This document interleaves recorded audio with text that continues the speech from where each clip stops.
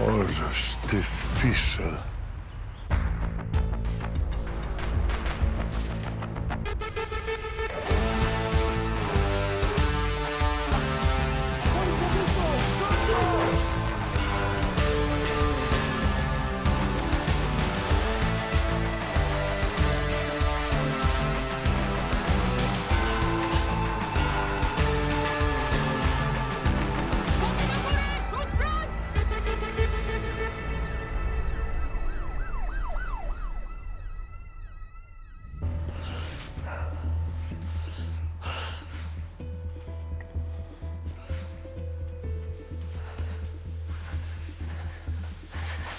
Co z Marcinem? Co z nim? Mów! Mów! Mów!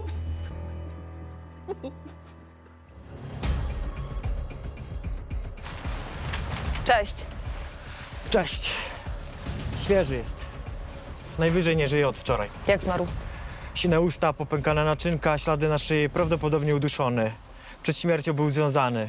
Na kostkach i nadgarstkach ma otarcia. Zginął tutaj? Ktoś go przeniósł tutaj kilka godzin po śmierci. Nie ma dokumentów, telefonu, nic. A znalazłeś jakieś znaki szczególne? Tak na oko żadnych. Facet czysty, zadbany, po 60. Obejrzę go dokładnie u siebie, teraz tylko tyle mogę powiedzieć. Technicy już ściągnęli paluchy, żeby wrzucić na bęben. Wiem, ale jeżeli nie istnieje w bazie, to ciężko będzie go zidentyfikować. A w ciągu ostatniej doby nikt nie zgłosił zaginięcia faceta w tym wieku. Mogę na niego spojrzeć? Jasne.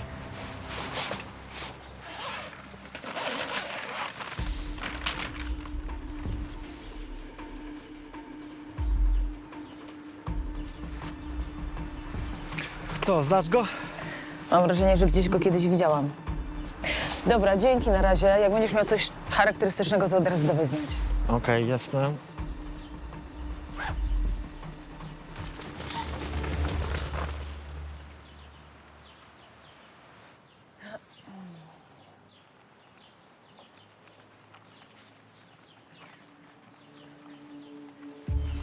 Opowie mi pan, jak to było?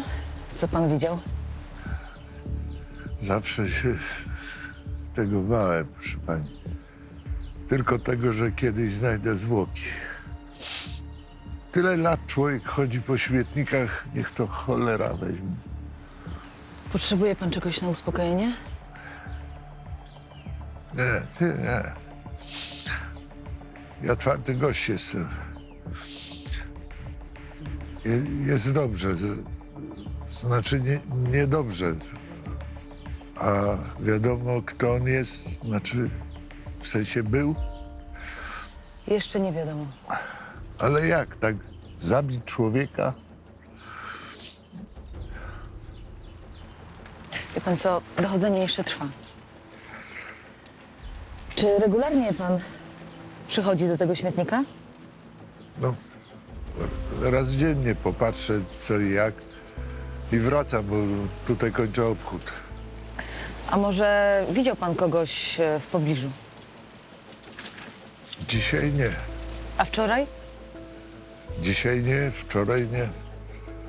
No ale żeby tak człowieka w śmietniku, no gorzej niż zwierzę.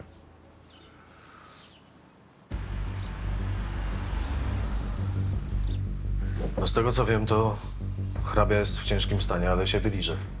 Skąd to wiesz? No. Nie słyszałem, że go zabili. No daj spokój. Ploty jakieś. Zabierz mnie stąd! Mordercy! Już panią goni? Nikogo tu nie ma. Nie wiem, przecież mogą być wszędzie. Zabiją mnie. Kto chce panią zabić? Nie wiem przecież. No a za co wie pani chociaż? A skąd mam wiedzieć? No zróbcie coś, bo nie znam dnia ani godziny. Zabiją mnie. No a skąd pani wie w ogóle, że chcą zabić? Skąd? Stąd. A co ma do tego ten zdechlak? A zresztą nie chcę wiedzieć. Wyjaśnij to sobie pani z dzielnicowy.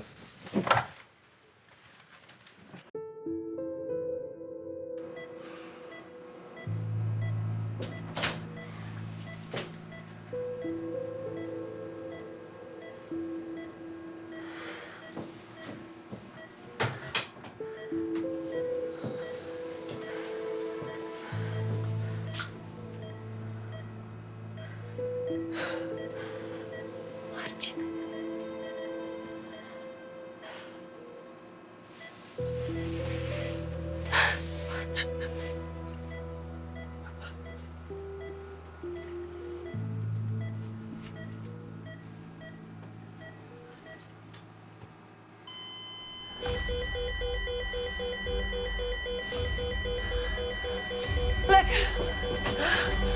Lekarza!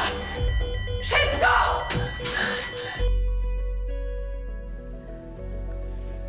Ten szczur leżał pod moimi drzwiami na Golca 16/5.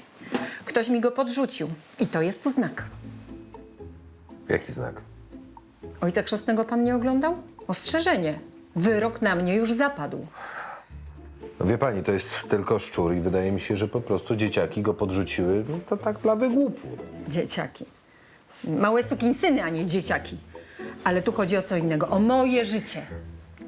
Pani się komuś naraziła? Nikomu. Z ludźmi żyję dobrze. Uczciwa jestem jak dzisiaj mało kto. To kto chciałby pani śmierci? Właśnie. Kto? Wy mi to powiedzcie. Pani dzielnicowy, pan musi znaleźć i zamknąć tego mordercę. Andrzej, Jeśli to nic pilnego, to... wpadnij do mnie, jak skończysz.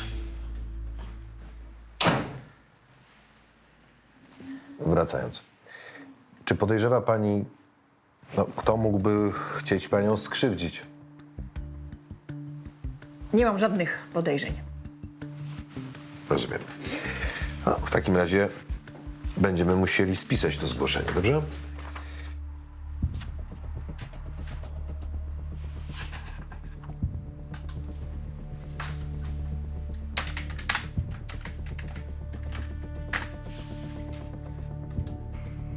Witajcie, kochani. Jak się macie? Frenzel, przywitaj się. O!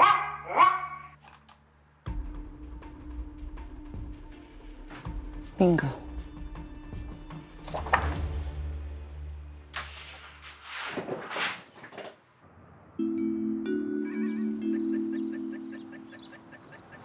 No, Cześć chłopaki. Dobry panie dzielnicowy. Mieszkacie tutaj? Tak, o tam. A pani listonoszka gdzie mieszka? Tam? Tam. A kto podrzucił zdechłego szczura pod wycieraczkę pani listonoszce? Nie my. I naprawdę nie macie z tym nic wspólnego? Nie. A kto? Skąd mamy wiedzieć? To powiem wam jedno. Lepiej, żeby już żaden zdechły szczur nie trafił pod wycieraczkę pani listonoszce. Rozumiemy się. Pewnie. A co my mamy do tego? A to, że jeżeli tam trafi, to będę musiał szukać winnego. A jeżeli będę szukał winnego, to nie chciałbym być w waszej skórze. Jasne? No. No. Na Gorczaku dzieciaki nie mają wielu rozrywek.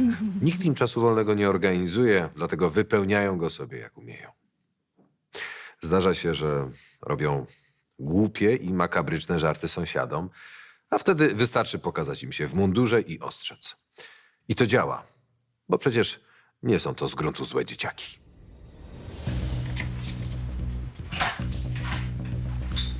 Hejo. Jak się trzymasz? O, nie ma o czym mówić. A z swoim bratem lepiej? Są jakieś nowe wieści? Cudem dowieźli go do szpitala, cudem przeżył operację, ale cuda też mają swój limit. Jest w stanie krytycznym. Przeżyję. Dorwę czarnego, nawet jak miałbym go spod ziemi wykopać. Prokurator wystawił za nim list gończy. Szukają go w całym mieście, więc prędzej czy później beknie za to, co zrobił. Tak? No i co to da? Ile posiedzi pod celą? Jego prawnicy udowodnią, że nic na niego nie mamy. Wyjdzie i będzie nam się śmiał w twarz. Dobrze o tym wiesz. Dobrze wiesz o tym również, że żadną drogą oficjalną nic nie jesteśmy w stanie zrobić. To co chcesz zrobić? Chyba nie chcesz dorwać go sam. Nie wiem. To wszystko? Lecę. Andrzej, poczekaj. Moment. Jesteś mi potrzebny. Mamy zabójstwo. Kto to? Znaleziony jako NN. Ale to ten facet. Witajcie, kochani. Jak się macie? Frenzel, przywitaj się. Ła, ła. Grzeczny piesek. Co pokażemy dzisiaj dzieciom? No, co pokażemy? Ła, ła. Aha, pokażemy wam, jak zrobić karmnik. O, karmnik, o, taki karmnik dla ptaków. Ła, ła. Gotowi? No to To zaczynamy. jest pan Pętelka. Już pamiętam go z telewizji. Wszyscy go pamiętają. Ostatnio wrzucał swoje programy do internetu, moje dzieciaki go oglądają. Został znaleziony tu na Gorszaku? A dokładnie w altanie śmietnikowej uduszony. Ktoś go szukał? Rodzina, żona? Nikt. Zawiadomiliśmy już żonę. Powinna być... Czekaj chwilę. Halo? Tak, już? No dobra, idę. Okej. Hej. Właśnie przyjechała żona Denata. Czekaj, zostawię to.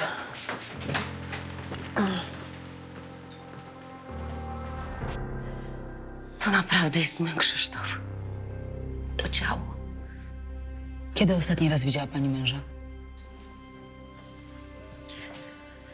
Wczoraj rano, jak wyjeżdżał do Warszawy, miał spotkanie. Nie zaniepokoiło pani, że nie ma z nim kontaktu od wczoraj? Jak mąż wyjeżdża do Warszawy, jest bardzo zajęty i nie odbiera telefonów. Nie dzwoniłam do niego. Może ma jakichś znajomych tutaj na Gorszaku? Nie, żadnych. Co fatalna dzielnica. Może tu przyjeżdżał do kogoś? Co pani sugeruje? To są tylko rutynowe pytania, które muszę zadać. Proszę odpowiedzieć.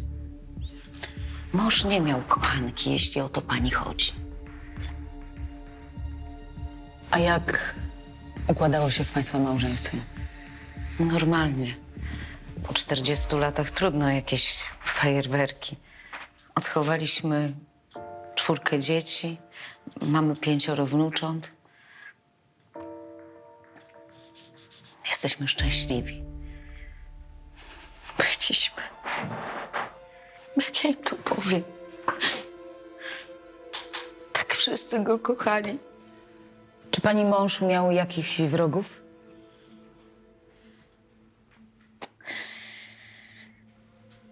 Prowadził program dla dzieci.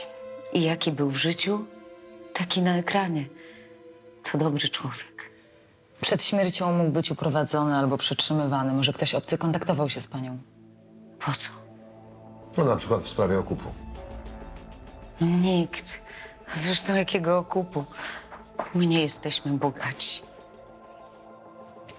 Co pani wczoraj robiła przez cały dzień? Wnuczki były u mnie. Bawiła mnie do wieczora. Musimy ustalić, z kim ostatnio kontaktował się pani mąż. Chcę przejrzeć pani męża komputer. Krzysztof miał tylko laptop. Zabrał go ze sobą. Ma pani pomysł, kto mógł wiedzieć więcej o jego kontaktach, o jego planach? Magda, jego asystentka. Krzysztof nie miał głowy do formalności. Z techniką też był na bakier. A taka młoda dziewczyna lepiej orientuje się w tych nowinkach. To ma pani telefon, a najlepiej adres do tej asystentki? Tylko telefon.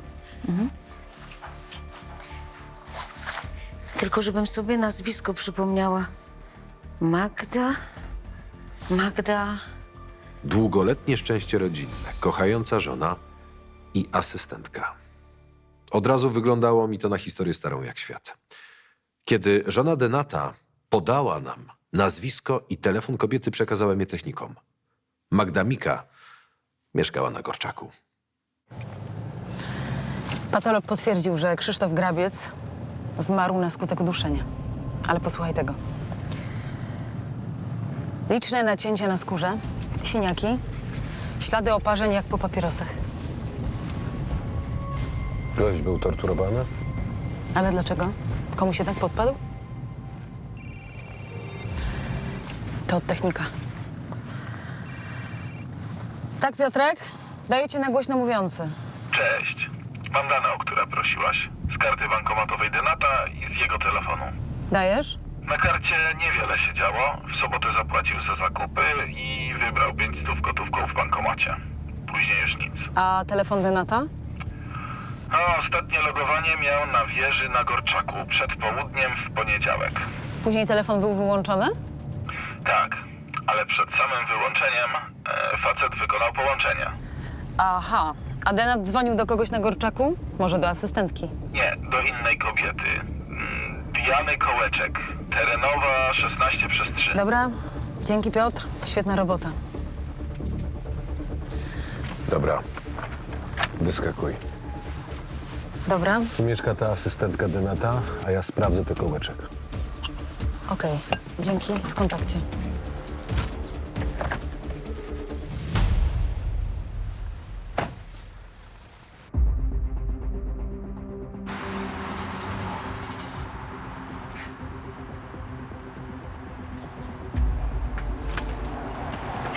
Proszę bardzo.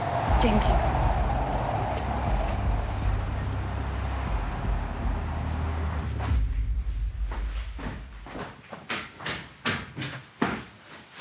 Dzień dobry. Przepraszam, coś się stało? Ta kobieta z góry jest coś nawywijała. Diany Kołeczek szukam. Właśnie schodziła przed chwilą. Musiał ją pan minąć. Ta kobieta, która wychodziła? No dokładnie. Dziękuję.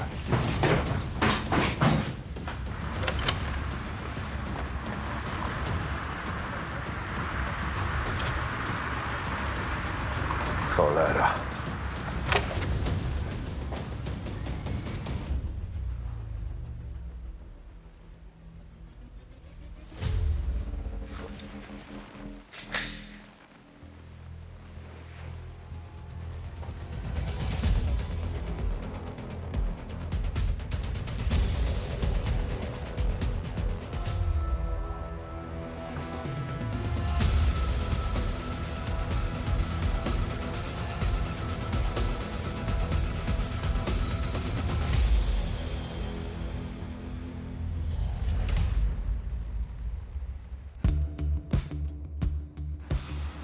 I gdy pojawiłem się na miejscu zdarzenia, to zobaczyłem Denata, który się znajdował tutaj między kanapą a tym śmietnikiem.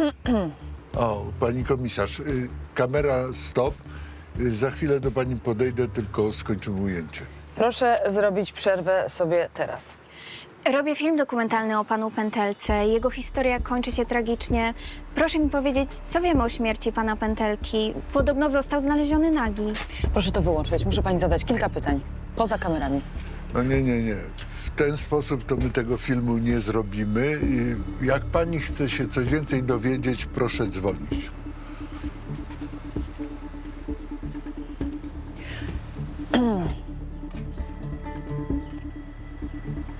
Po co pani ten film? Wychowałam się na programach pana Pętelki. Jak tylko nadarzyła się okazja, to od razu zostałam jego asystentką. Wie pani, ten film o panu Pętelce to miał być taki fajny debiut. Chcę pracować w telewizji. A na czym polegała pani praca asystentki? No, pomagałam panu Krzysztofowi w różnych rzeczach. Social media, produkcja, umowy. Czy łączyło was coś więcej poza pracą? Nie no, co pani? Przecież pan Krzysztof był dla mnie jak dziadek. Kiedy i gdzie widziała go pani ostatni raz? No, wczoraj. Dałam mu kwiaty, czekoladki, no i pojechał. Do Warszawy? Nie no, do Warszawy miał jechać dopiero dzisiaj. To dla kogo były te kwiaty i czekoladki? Nie mam pojęcia. No, on często prosił mnie o taki zestaw, ale nigdy nie pytałam dla kogo. Mógł mieć kochankę? Wie pani, no, to są raczej jego prywatne sprawy, nie moje. Żona mogła domyślać się, że ją zdradza? Wątpię. Ta kobieta jest zapatrzona w niego jak w obrazek. Co pani robiła wczoraj? No, wczoraj po rozmowie z panem Krzysztofem od razu pojechałam na warsztaty filmowe. No i tak naprawdę byłam tam do wieczora. A dlaczego pani o to pyta? Interesuje mnie, dla kogo były te kwiaty i czekoladki. Jeżeli sobie pani coś przypomni, proszę niezwłocznie do mnie się odezwać. Dobrze, Do widzenia.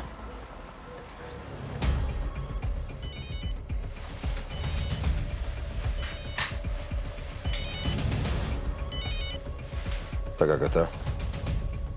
Jak z tą znajomą Denata, Dianą Kołeczek? Przepytałeś ją? Nie, miałem pecha. Minąłem się z nią. Mnie też bez rewelacji. Potwierdziło się tylko, że Denat kogoś tu miał. Jestem w mieszkaniu tej Kołeczek. No powiem ci, ciekawy jestem. A jak tam szedłeś? Drzwi zostawiła otwarte. Musiała zwiać w pośpiechu, może zobaczyła radiowóz przez okno. Słuchaj, w tym mieszkaniu albo jest burdel, albo ta kobieta lubi naprawdę ostry seks. Pewnie wróci. Trzeba tam poczekać, ale dyskretnie.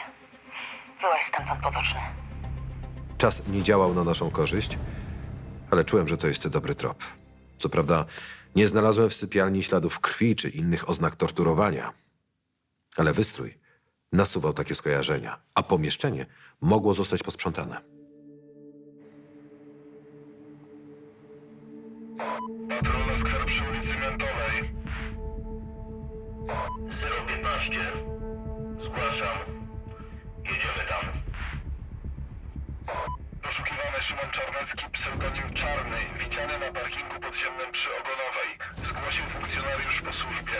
028, jesteś blisko. 028, zgłaszam.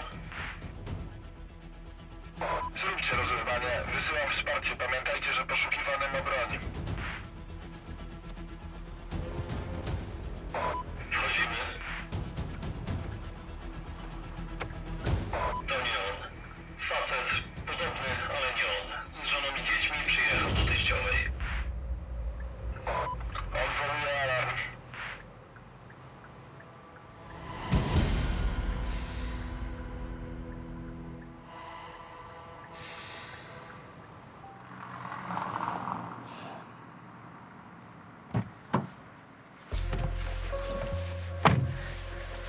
Przyjechałam cię zmienić, misiaczku. Nie trzeba, posiedzę jeszcze. Wyśpij się. To samo mogę powiedzieć tobie. Ja i tak nie zasnę. Co masz nowego? Dane z telefonu Denata. Logował się tam co tydzień. Sprawdziliśmy też alibi jego żony i asystentki. Alibi się potwierdziło. Mamy tylko ją. Może być, że ona... Czekaj. To ona? Tak, idziemy. Są otwarte. Słucham? Mówię, że są otwarte, zapomniałeś je zamknąć wcześniej. Chwileczkę, spokojnie. Policja. Komisarz Agata Rychlik, aspirant Andrzej Potoczny, komisariat na Gorczaku. Nic nie zrobiłam, o co tam chodzi. Tak? To czemu uciekałeś wcześniej? Co? Chcemy tylko porozmawiać. Woli pani tutaj czy na komisariacie? Dobra, wejdźcie.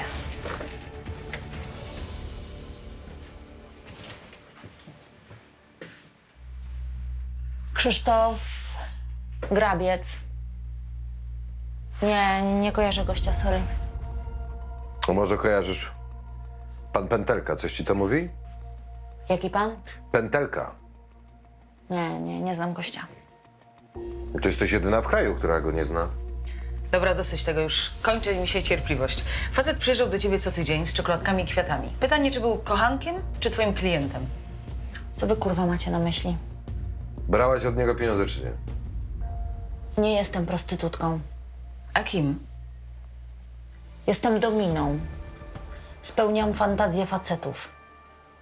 A Krzysztof był sympatycznym gościem. A widzisz. Czyli jednak się znaliście. W poniedziałek poszło coś nie tak. Wasza zabawa w dominację trochę wymknęła wam się spod kontroli, nie? Nie, to nie tak. Mamy informację, że byłaś ostatnią osobą, która widziała Grabca żywego. A potem znaleziono jego ciało. Tu niedaleko.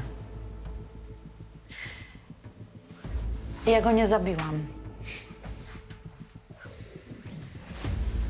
Naprawdę. Mogę to udowodnić. Jak? Mogę?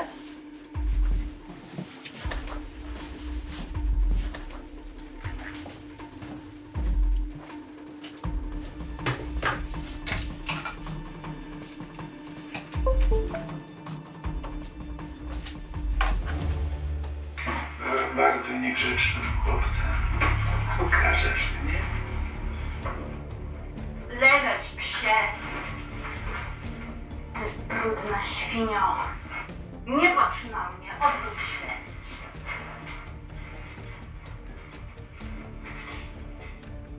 Ty ścierwo! Nie będę na ciebie tracić czasu.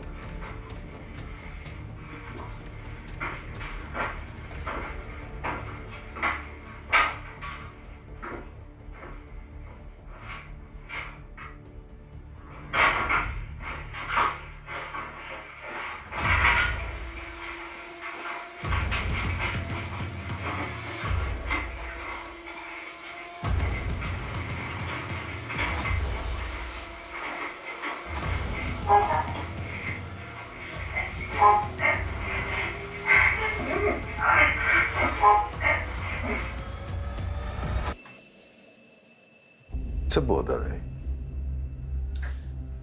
Potem wróciłam do pokoju.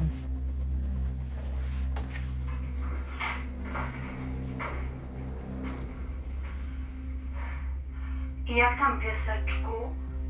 Stęskniłeś się za swoją panią?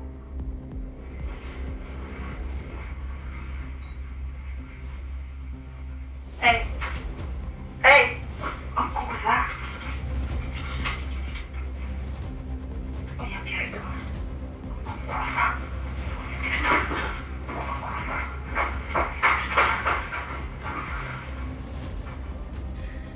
Jak sobie nagrywasz klientów, co? Dla własnego bezpieczeństwa. A czy oni o tym wiedzą? Nie wszyscy. Ci, co regularnie przychodzą, wiedzą. Nie szantażuję ich. Jeżeli wszystko jest okej, to kasuję nagranie. Widzieliście, że nie zabiłam Krzysztofa. Tego nie wiemy. Mogłeś na przykład się przebrać i być w tej kominiarce. Przecież widać, że to nie ja. Wyszłam z pokoju, bo to był element rytuału. Najpierw było trochę zabawy, a potem zostawał sam na kilkanaście minut. Akurat skoczyłam po fajki. W tym stroju z nagrania. Założyłam płaszcz. A może po prostu wpuściłaś tego gościa, żeby wykończył grabca, co? Ja pierdolę. Nie znam tego gościa, zobaczyłam go dopiero na tym nagraniu. Nigdy wcześniej go nie widziałam. Tak? A mi się wydaje, że to było tak. Najpierw dusiłaś grabca, potem przyszedł ten facet i był elementem waszej zabawy. Przydusił go za mocno, no i poszło coś nie tak. Jak było? Jak było naprawdę? Pytam, jak było naprawdę? On nie był żadnym elementem. Czy wy w ogóle słuchacie, co ja do was mówię? Dobra, zabezpieczamy nagranie. A ty jedziesz z nami na komisariat złożyć szczegółowe zeznanie na papier. Zapraszam. Ja pierdolę, dlaczego wy mi w ogóle nie wierzycie? Idziemy, Ewidentnie ktoś mnie wrabia, nie widzicie tego? Idziemy. Przecież to nie ja zrobiłam. Będzie pani sama, czy pani pomóc? No zapraszam. Film pokazywał jedno. To nie ta dziewczyna udusiła Krzysztofa Grabca, ale może był to współudział, co nie wykluczało jej z kręgu podejrzanych. Nadal też nie wiedzieliśmy, czy to było zabójstwo z premedytacją, czy wypadek. Jeżeli to pierwsze, potrzebowaliśmy jeszcze motywu.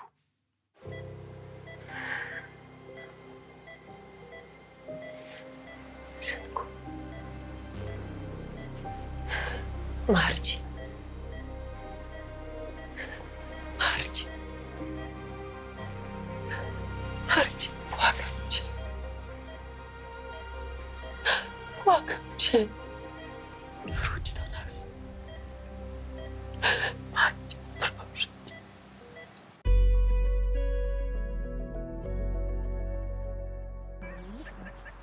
Fajne, nie? No ciekawe.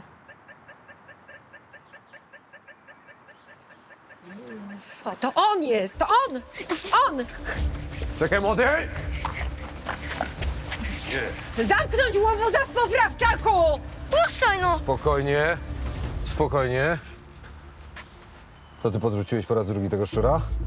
Tak? A co ja ci mówiłem? Nic ci nie zrobię, tylko powiedz, dlaczego dręczysz panią listonoszkę. Nie będę się pruł do psiarni. Nie. To porozmawiamy z twoimi rodzicami.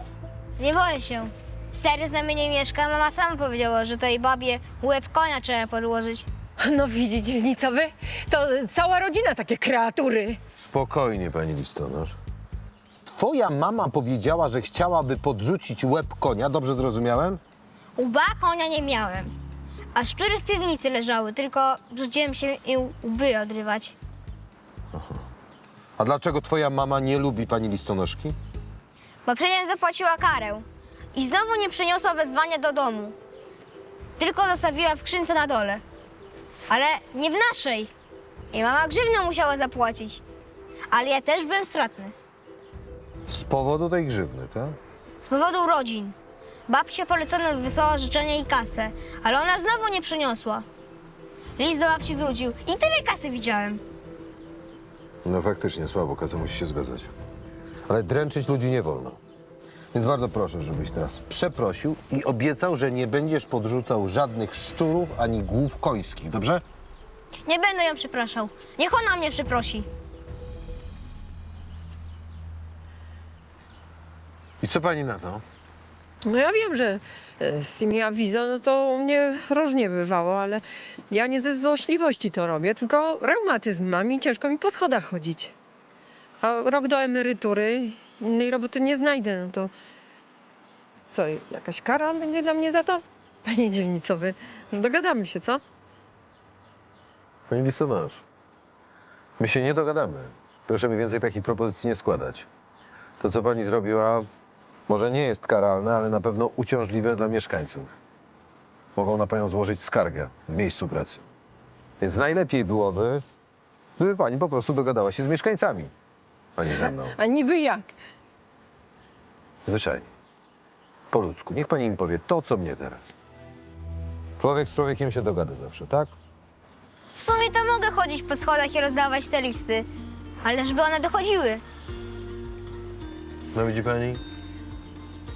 Zawsze się znajdzie jakieś rozwiązanie. Nie? Dla listonoszki były to tylko Czemu nie? niedostarczone listy i papierki. Dla adresatów coś więcej. Realne życiowe problemy. A przecież wystarczyło ze sobą porozmawiać i obyłoby się bez zdechłych szczurów i interwencji dzielnicowego. Czyli nie wiesz, kto udusił tego gościa w twojej sypialni? Nie wiem. I to nie ty go wpuściłaś. I nie zaplanowałaś tego zabójstwa. Nie miałam powodu, żeby go zabijać. W ogóle nie mam powodu, żeby kogokolwiek zabijać. Ja nie jestem jakąś jebaną psycholką. Bijesz swoich klientów, poniżasz ich, przypalasz papierosami, okaleczysz jednym słowem. Spełniam ich fantazję. Oni mi za to płacą. Więc dlaczego nie wezwałaś policji, kiedy zorientowałaś się, że twój klient nie żyje, a zamiast tego ukryłaś ciało i zwiałaś? Nie wiem. Nie wiem, spanikowałam, nie wiedziałam, co mam robić. Przyjrzyj się.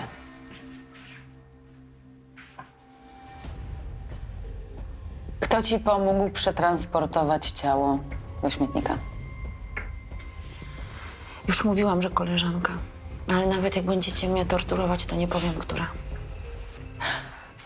No sama widzisz, że to się kupy nie trzyma. Ale tak było. A ja ci powiem, jak było. Klient ci się znudził. Stał się namolny, nie płacił, albo był jeszcze jakiś inny powód, o którym zapewniam, dowiem się. Nie było żadnego powodu. Ty i ten gość w kominiarce zaplanowaliście zabójstwo. Wyszłaś z pokoju, wpuściłaś gościa, on zrobił swoje. Kamerka cię kryje. Nie zabiłaś, sprytnie. Potem wyłączyłaś kamerę i ten gość pomógł ci pozbyć się ciała. Może to się bardziej kupy trzyma, co? Ale ja tego naprawdę nie zrobiłam. Możliwe. Ale prokurator bardziej uwierzy w moją wersję niż twoją. A współudział masz już gwarantowany. A za podżeganie i pomocnictwo grozi taka sama kara, co za zbrodnię. Ale ja tego nie zrobiłam. Ja nawet lubiłam tego gościa.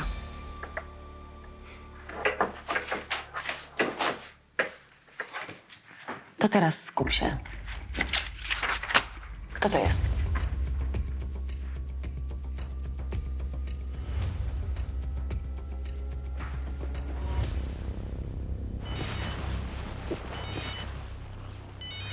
Ja jestem. Wysyłam ci akta i zdjęcie faceta. Obejrzyj go sobie. Czyje to akta? Tadeusz Pyrek. Znaleźliśmy odcisk jego palucha na kamerce Diany Kołeczek. Facet jest w bazie, był karany. Ma zakaz zbliżania się do byłej partnerki, przemocowiec. Czekaj, ale ja go spotkałem wczoraj w tej kamienicy, jak mi kołeczek zwiała. Na schodach. Nawet sam mnie zaczepił. To jest jakiś sąsiad? On w ogóle tam nie mieszka. To jest były klient Kołeczek. Spotykali się w każdy poniedziałek, dopóki nie pojawił się grabiec. Wtedy Kołeczek oddała Pyrka koleżance. Znudził jej się? Twierdzi, że po seksie lubił się poprzytulać i pogadać, a jej to nie leżało. Kołeczek mówi, że nie widziała go od kilku miesięcy, więc skąd ten paluch na kamerce? No trzeba go zgarnąć i przycisnąć. Jest inny pomysł. Ta Kołeczek sama go zaproponowała. Nie mogłem w dalszym ciągu tego rozgryźć.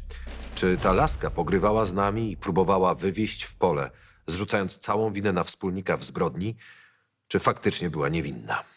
Byłem sceptyczny co do jej współpracy z nami, ale Agata była skłonna zaryzykować.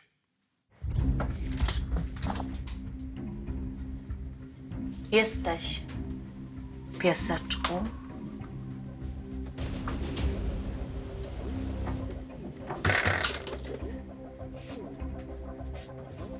Co jest grane?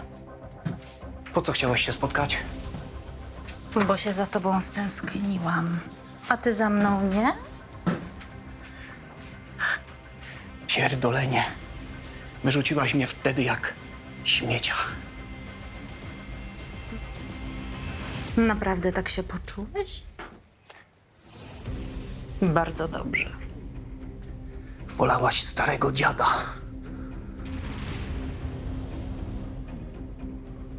Nie wolałam. To była próba. Chciałam, żebyś cierpiał. Na kolana.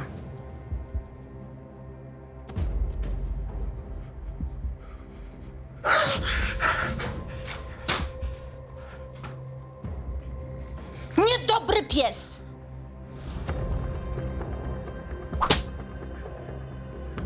Ale twoja pani wie, co dla mnie zrobiłeś?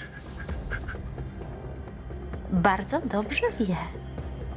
Nie patrz na mnie! Będziesz mógł spojrzeć dopiero jak wszystko opowiesz swojej pani. No, śmiało.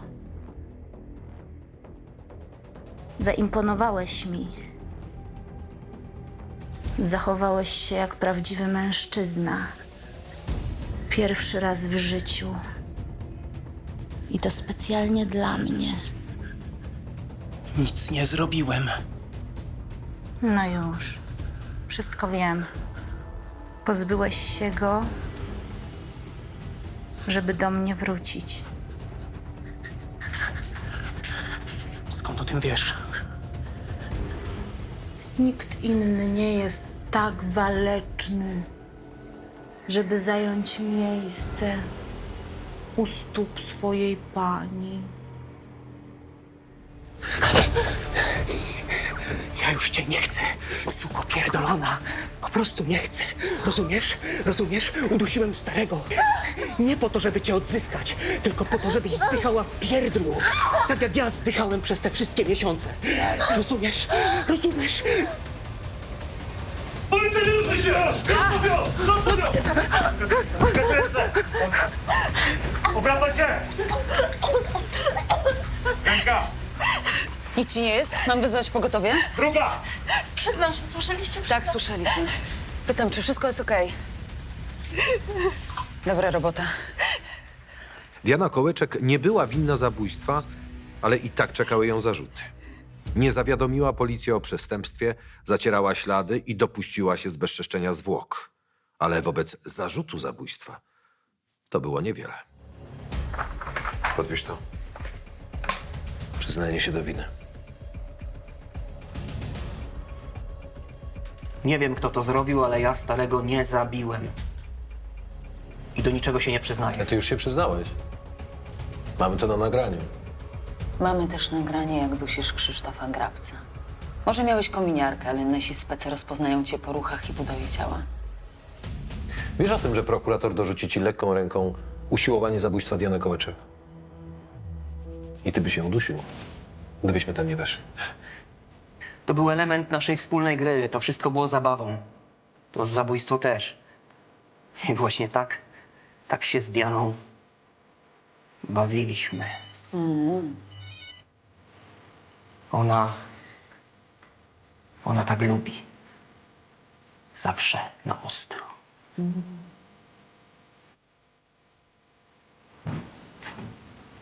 Nikogo nie zabiłem i za nic nie będę odpowiadał.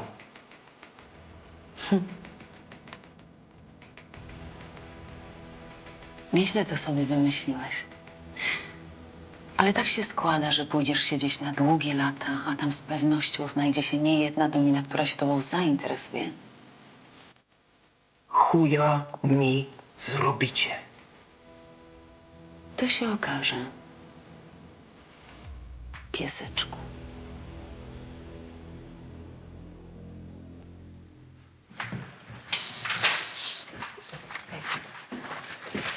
Nie widziałeś gdzieś Potocznego? Powinien być jeszcze. Wyskoczył stąd jako pożony jakoś z godziny temu. Dziwny był jakiś, nawet nie powiedział krata. Odebrał telefon i zniknął. Chryste, mam nadzieję, że nie chodzi o jego brata. Myślisz, że... Mam nadzieję, że nie. Wywołasz go na radio? Jasne. To daj znać. Dobra.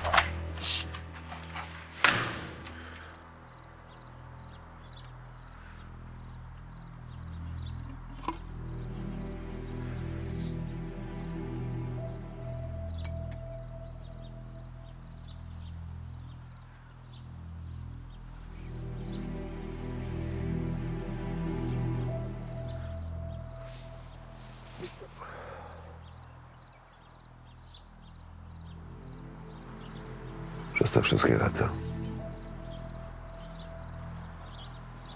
myślałem, że tu nie przyjdę.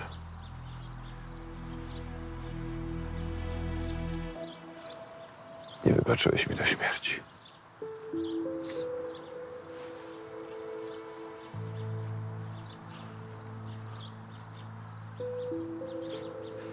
Miałeś rację, że nie powinienem zostać psem.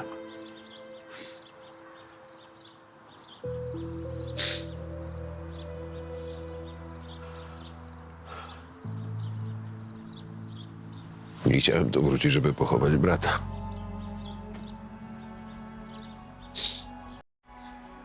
Miałeś rację.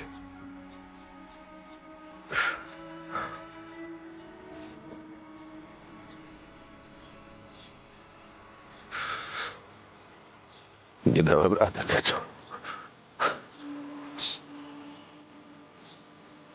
Nie dałem rady. I zawiodłem. Wszystkich zawiodłem.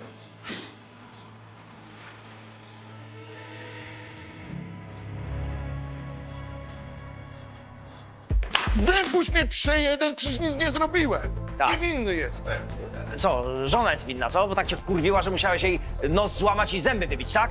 Musiał tam zainstalować kilka kamerek. Boże, nie wierzę, przecież on mógł nam coś zrobić. Olek, no prosiła... Rzuć to, policja, ostrzegam! To dokąd jedziemy? To komisariat. No i znowu chrzestny miał rację. Mówił Max, w dobrym towarzystwie robota to nie praca. Słucham?